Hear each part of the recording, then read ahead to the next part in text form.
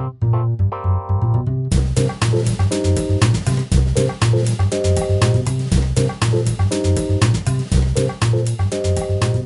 Mampaka, bonjour. Bonjour. Vous avez dit il n'y a pas longtemps, pendant 6 ans, je cite, pendant 6 ans, j'ai laissé les mains libres à mes successeurs qui ont désinvesti dans le sport. Qu'entendez-vous par cette phrase? Oui, en effet, j'ai été chef de sport pendant presque 9 ans à la ville de Bruxelles et mon bilan parle de lui-même. Mes successeurs ont désinvesti dans le sport pour tous. Les Bruxellois n'ont plus d'institutions, d'endroits pour faire du sport. Je vais citer quelques exemples. Quand vous allez au petit chemin vert, tous les projets de rénovation de ce centre que j'avais entamés ne sont pas arrivés jusqu'au bout. Oui, il y a eu le stade Mandela, mais le reste, le parking et la 4e phase n'a pas été enclenchée. Donc on a désinvesti. C'est un centre sportif qui doit absolument être complètement rénové, comme nous avions prévu par le passé, parce qu'aujourd'hui, il y a énormément de gens, de nouveaux habitants qui sont venus habiter dans cette région-là. Vous allez, par exemple, au Black Star, une autre infrastructure sportive. Il y avait 3 terrains de sport. On sait aujourd'hui que la population de la ville de Bruxelles a terriblement augmenté. Il y a énormément de jeunes qui aimeraient bien jouer au football, n'est-ce pas? Et même là, il y avait 3 terrains de sport, de football, il n'y en a plus qu'un seul.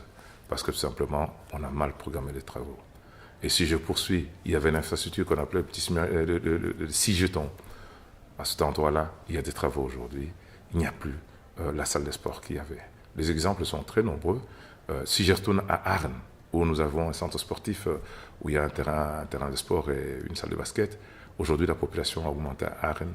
Nous devions faire des efforts pour pouvoir récupérer les infrastructures sportives de la STIB pour les mettre à la disposition de nos concitoyens. Vous allez au Palais du Midi, on y a planté une grille qui a coûté 100 000 euros. Vous allez au Stade Roi-Baudouin, on y a planté une grille qui empêche les habitants de Laken de pouvoir accéder au plateau du Stade Roi-Baudouin. Mes successeurs ont totalement désinvesti dans le sport à la ville de Bruxelles. Les chèques sport des politiques que j'avais mises en place, aujourd'hui, ce sont les 500 premiers qui sont bénéficiaires du chèque sport, alors qu'on sait que c'était pratiquement un avantage que tous les Bruxellois avaient déjà complètement acquis.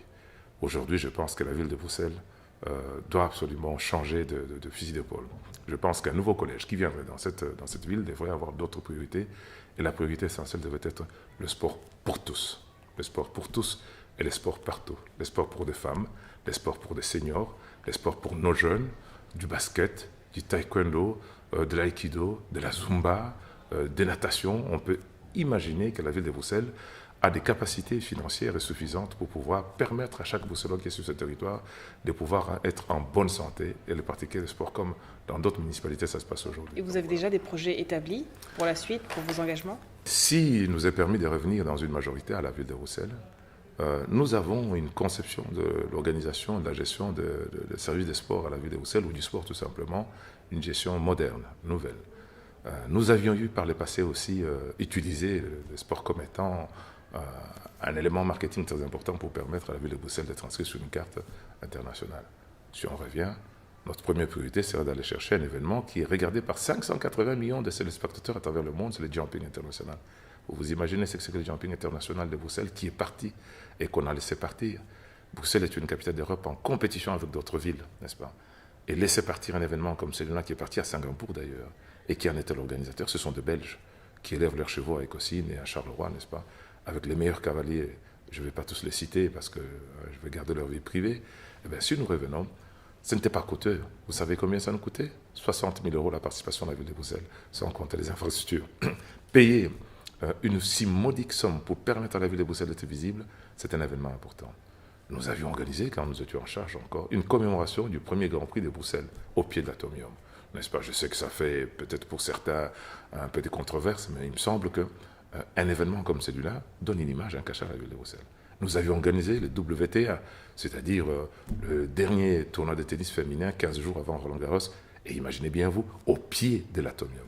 La ville avait des événements qui faisaient venir des touristes. Nous pouvions, et nous avions des projets, pour aller chercher des championnats du monde d'athlétisme, comme il s'en passe partout, ou des champions du monde dans différentes disciplines, que ce soit le taekwondo ou autre, pour permettre au tourisme de la ville de Bruxelles de fonctionner convenablement. Si nous revenons, nous allons faire des événements, mais pas des événements comme ils en font aujourd'hui. Qu'est-ce qu'ils ont fait encore aujourd'hui? Quelle boulette, si je peux le dire sous ces mots-là. La ville de Bruxelles est allée payer un Tour de France à 7 millions d'euros. 7 millions d'euros.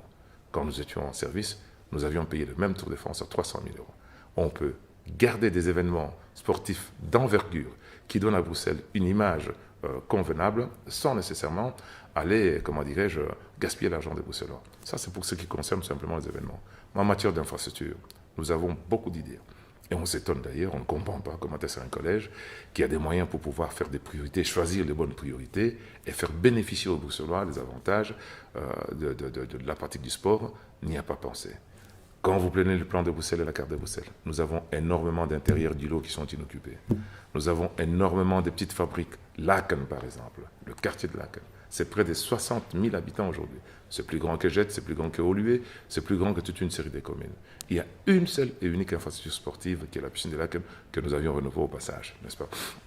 Notre idée, c'est de dire, si nous reprenons du service à la ville de Bruxelles en matière sportive, c'est de pouvoir développer des petites salles de proximité et des quartiers, n'est-ce pas, qui permettraient à tous les habitants de pouvoir avoir l'opportunité d'aller faire les différents sports de leur choix. Nous avons beaucoup de jeunes qui doivent aller dans d'autres communes pour pouvoir aller pratiquer des sports tels que le mini-foot, le futsal. J'ai cité tout à l'heure les sports de combat qui sont très mal aimés à la ville de Bruxelles. Les jeunes dames, les jeunes femmes qui aimeraient bien se retrouver dans des clubs d'hiver pour pouvoir se divertir ou tout simplement s'entretenir leur physique. Nous pensons effectivement que si nous faisions ces choses dans des infrastructures sportives des quartiers qui ne coûtent rien, n'est-ce pas, nous permettrons aux Bruxellois d'être en bonne santé.